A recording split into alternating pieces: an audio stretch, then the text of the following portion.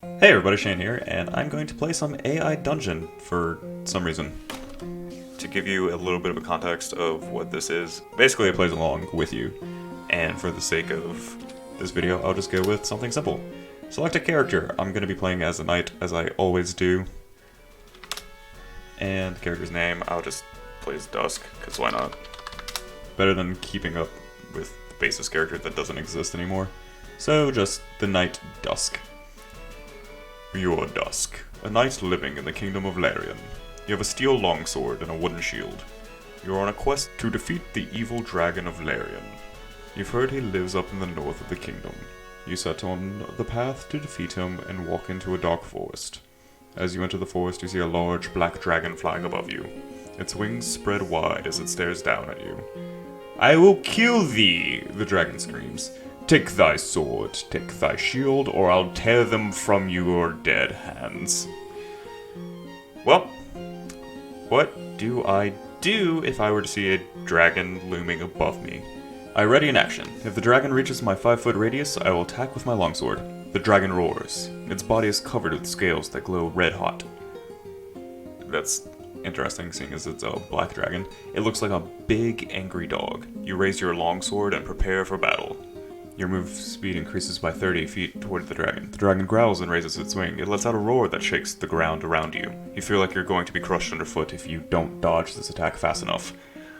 You dodge the dragon's attack. Your movement speed decreases by 10 feet, but you manage to avoid being crushed underfoot. The dragon roars again and flies away. You look back at where you were dodging from to see a small group of people running away from the dragon. I approach the group of people and escort them to safety. You approach the group in an attempt to calm them down. They seem frightened and confused by what just happened. What did we do wrong? One of the men asks. "We should have stayed closer to the castle," another man says. "I can escort you back home. It shan't be an issue. I don't know why I decided to use shan't, but I did." "Thank you, but no, we need to get some rest first." You nod and head back to the group of people who are still panicking about what just happened.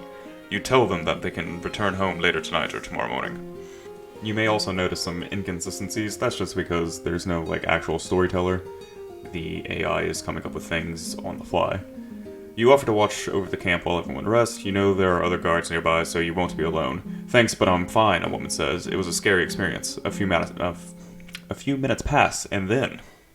If everyone is well rested, then I will take my leave." You thank the group of people and leave. You don't think too much more about what just happened until you hear a loud noise outside. You quickly run inside to find that the dragon had attacked again. This time, it's attacking a village. You rush into the village. You see several soldiers fighting off the dragon's attacks. The villagers are also trying their best to defend themselves, but it seems like they aren't succeeding very well. Soon you notice that the dragon's breath weapon is weakening the soldiers' defenses even more than before. "I only have a sword and a shield." You block the dragon's breath attack with your shield. You realize that you could use this opportunity to escape, but you don't want to risk getting hit by another blast of flame. Suddenly, a ray of light comes through the window and hits you directly in the face. You try to run from the building, but you fall down the stairs. Fortunately, land on your feet and continue running. You soon reach a bridge that spans a river. There are many soldiers standing across the bridge, and they all point their swords at you. "Hold! Why the wall? I was trying to protect your people from the dragon's ambush of your village," I say in whatever accent, and very not good. Yes, English. Speaking is hard. You shout at the soldiers to stop pointing their weapons at you. They don't listen and continue to shoot at you. You scream as bullets rip through your chest and lungs. You die screaming in pain.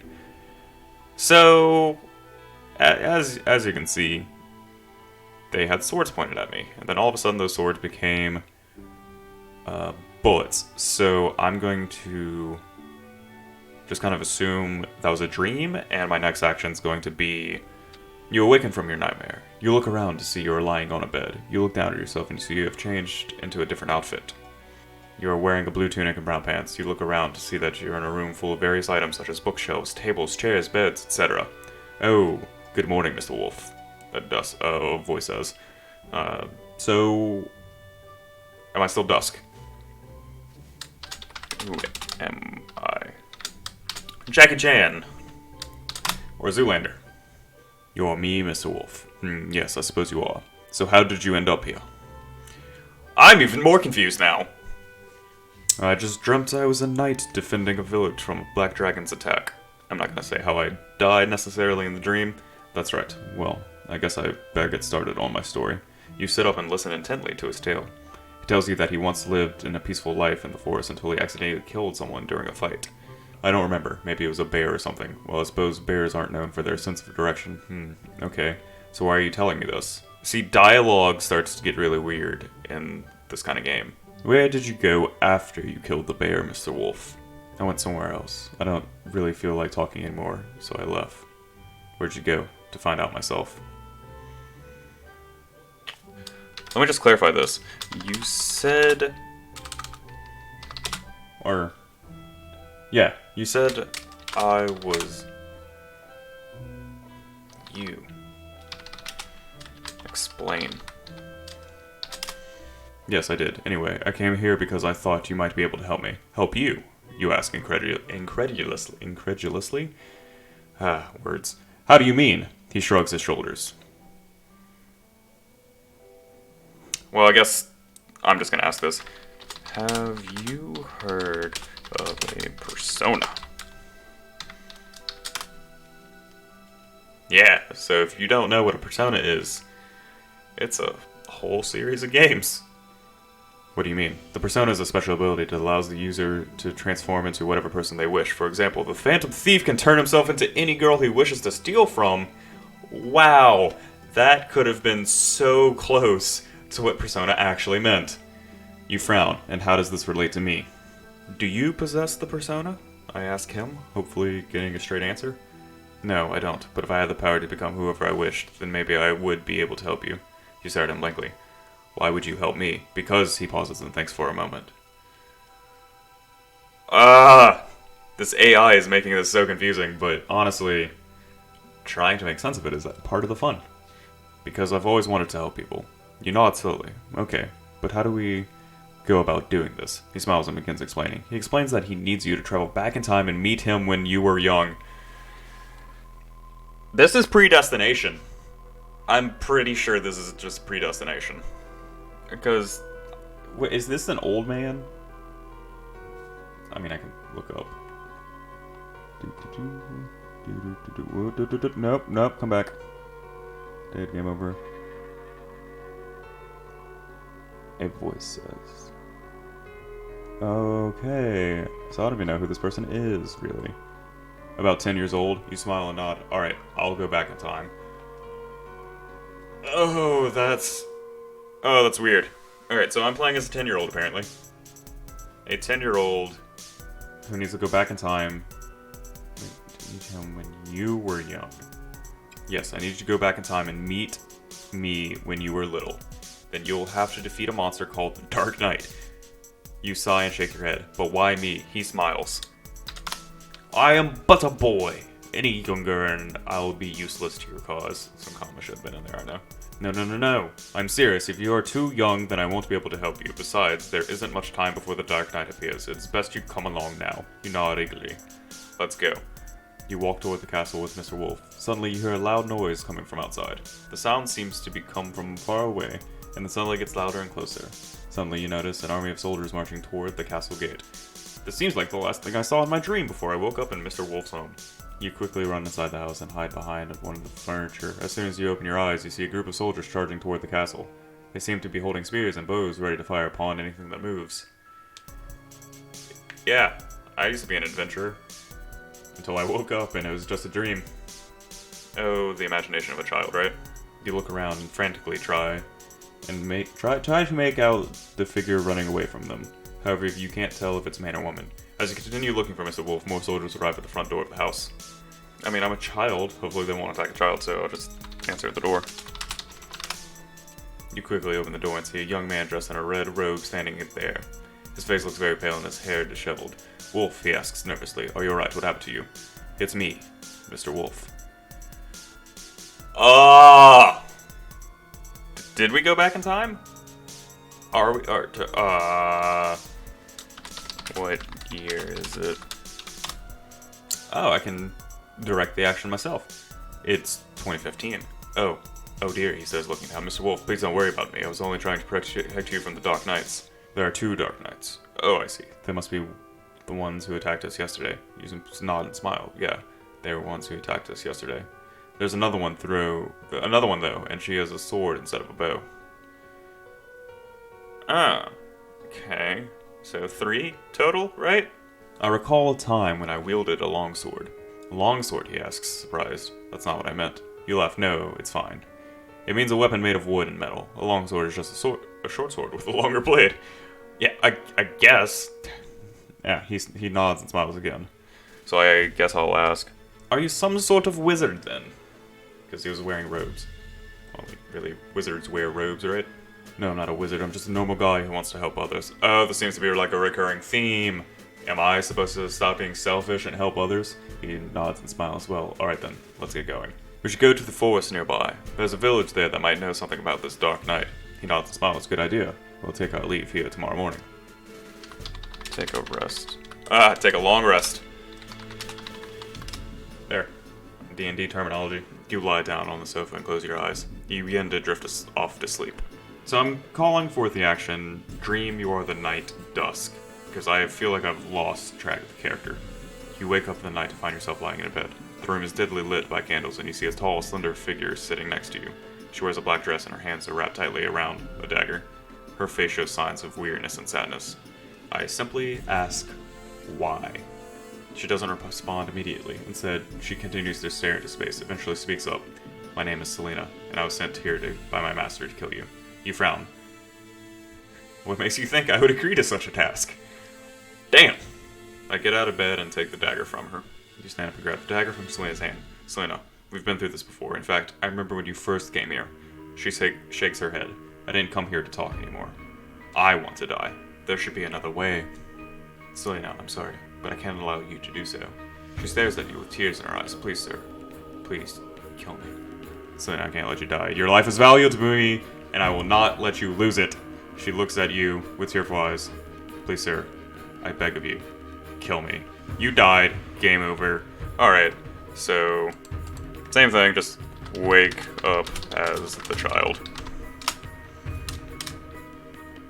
You slowly sit up and feel a bit dizzy. You're still feeling woozy from the potion you drank earlier today. Hey, you're awake, Selena exclaims excitedly. I knew it worked. Now let's go get rid of those dark nights. Oh, this intertwining timeline is so confusing.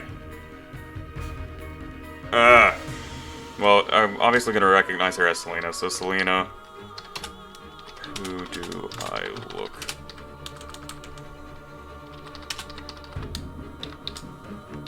I guess I have to add the quotation marks because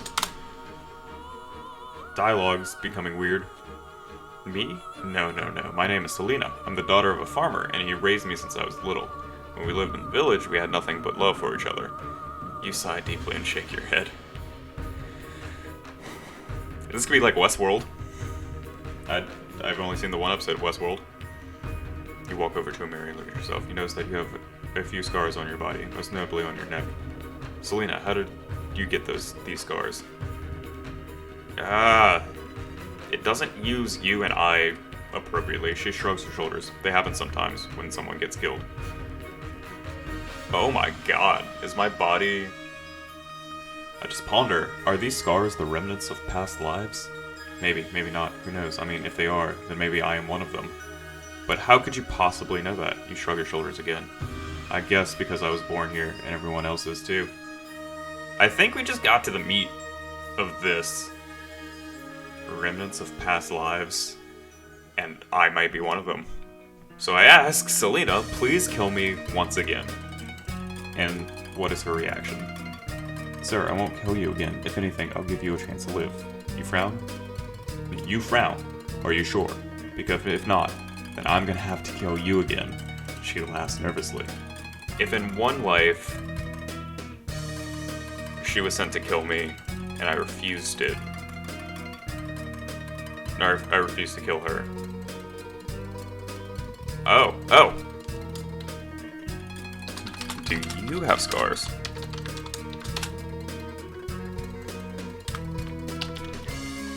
Do you have these same scars? Because that would be interesting. Yes, I do. You frown. How did you know that? She shrugs her shoulders again. Because I was born here, and everyone else is too. Oh, isn't that what I said? Yes! Should we search for a purpose to this? Yeah, whatever. Anyway, we need to get back to the castle. I don't want to stay here any longer than necessary. Selena nods and begins walking toward the door. Alright then, she says with a smile. So I leave with Selena toward the castle. We follow Selena outside. She turns around and walks back inside the house. So what now, you ask? Now we need to go to the castle. Obviously. So why did you go back inside? Oh, I love how I picked the fantasy genre, and it kind of maybe became sci-fi? Well, I wanted to check on my father. He hasn't been able to get out of his bed lately. Not, that's probably because he's dead. Selena smiles sadly. Yes, sir, that is correct. I have them. She's got them. Check his neck for scars.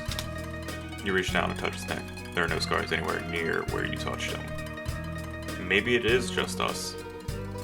No, I'm pretty sure it isn't. It's either him or some other person.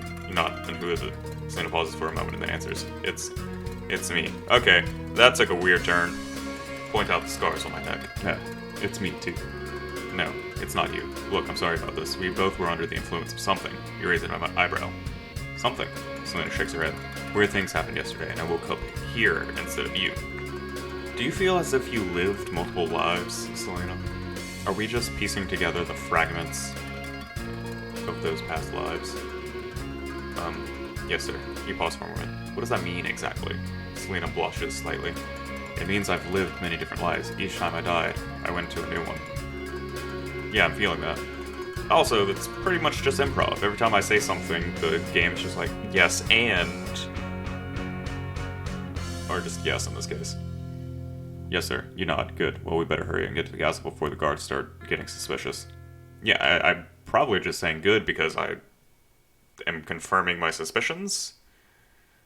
I'm going to end this here. This is actually pretty interesting. So, let me know in the comments, I suppose, if you want to see more of this story or if you want me to try out a different genre. Either way, I've been Shane. Thank you for watching. I'm going to end the video.